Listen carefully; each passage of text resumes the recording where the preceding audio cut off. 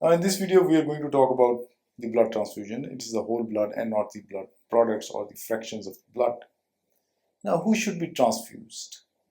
Patients who got hemoglobin of 7 gram per deciliter or less, and cardiac patients or patient undergoing the orthopedic procedures, this value is at 8 grams per liter as cutoff.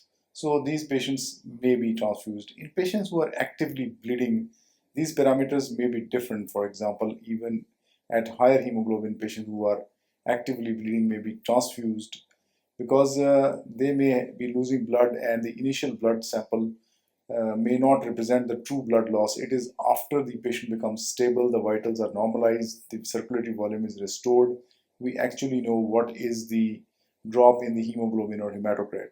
So patients who are actively bleeding, they may be transfused even at higher hemoglobin levels if they have any evidence of hemodynamic compromise. Then should it be the whole blood or it should be the packed red cells only? Preferably it should be packed red cells, only red cells should be infused.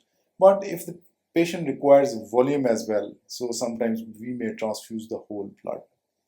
For example, if the patient is bleeding and we require the volumes to be restored, the whole blood may be transfused. Otherwise, it is the packed cells which are the better option to be transfused. And one pack almost improves the hemoglobin by 1 gram per deciliter. So our target can be decided that how much transfusion should be given to the patient. Now, what are the prerequisites? Do a proper grouping and cross-matching. Go for a need assessment. Does the patient really need blood? And what is the cardiorespiratory or cardiovascular reserve of this patient? If this is compromised, you have to be very careful because potential problem of transfusion is cardiovascular overload and patient may go into decompensation. Assess for contraindications if there are any. Usually there are no contraindications. It's the cardiovascular system which is compromised, or sometimes there may be, for religious reason, there may be some contraindications. Otherwise, generally no contraindications for blood transfusion. It is the indications which decide are we going to transfuse or we're not going to transfuse. Now we see what are the complications of transfusion. You may have febrile reactions, patient may have transfusion associated circulatory overload, there may be allergic reaction, patient have transfusion associated lung injury, there may be transmission of infection like hepatitis C or HIV, and then there may be fatal hemolysis in some of the patients. This is fortunately a rare complication if a proper grouping and cross-matching is done before transfusion. Now we see these complications one by one. Febrile reactions, you see, these are more in patients who got leukocyte-rich products. If they are leukocyte-reduced blood products, the febrile reactions are less. When there is a febrile reaction, stop the transfusion. And consider hemolytic workup because the hemolytic reaction in the beginnings is similar to the febrile reaction. Then go for the infectious workup, as generally acetaminophen is sufficient to control the symptoms. In some of the patients you may need diphenhydramine for symptomatic improvement. And then you got volume overload, that is circulatory overload. Patient may have respiratory distress which is secondary to pulmonary edema. It's a cardiogenic pulmonary edema. Patient may have CCF or ARF as predisposing factors, so this develops more in patients who got congestive heart failure or acute renal failure. Usually the onset is within 6 to 12 hours of the symptoms. There is elevated BNP and these patients respond to diuretics. So you limit the transfusion to lowest amount necessary, the slowest possible speed, and diuretics before or during the transfusion may prevent the development of clinical symptoms. And then allergic reactions. Again, patient may have urticaria and pruritus. These are in less than 1%.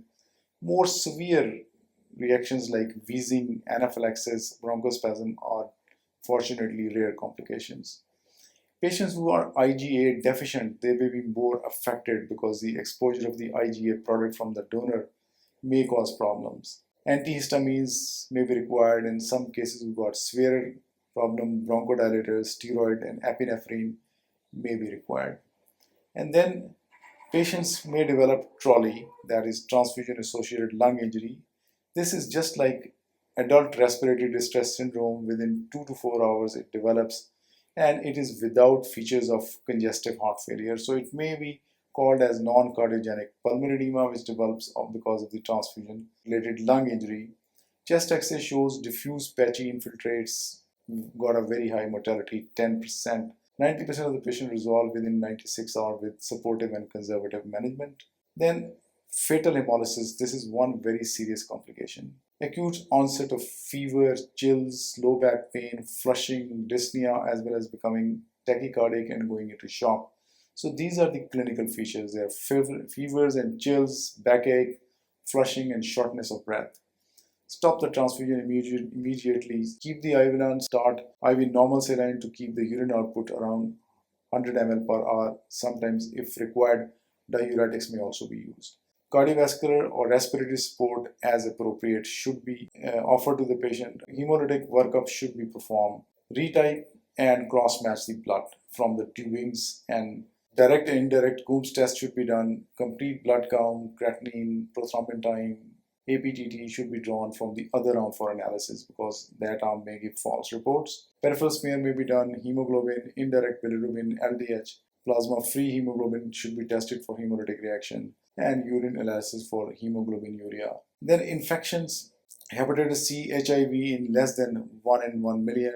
Bacterial infection in 1 in quarter of million. Red cell pack transfusion may be seen in these patients. Then we got electrolyte abnormalities. For example, patient may develop hypocalcemia because citrate in the blood binds calcium. Patient may have hyperkalemia from a release of potassium in the stored blood. So if the blood is stored for longer durations, there may be hyperkalemia. This is seen more in neonates and patients who got renal insufficiency. And then some of the patient may show hypokalemia because of alkalinization. Citrate is converted to bicarbonate in patients who got a normal liver function. So that may alkalinize the blood and may result in hypokalemia. So these are the complications of transfusion. Generally, they are manageable. And if the patient selection, the grouping and cross-matching, and the transfusion arrangements are properly done, transfusion reactions are usually less common.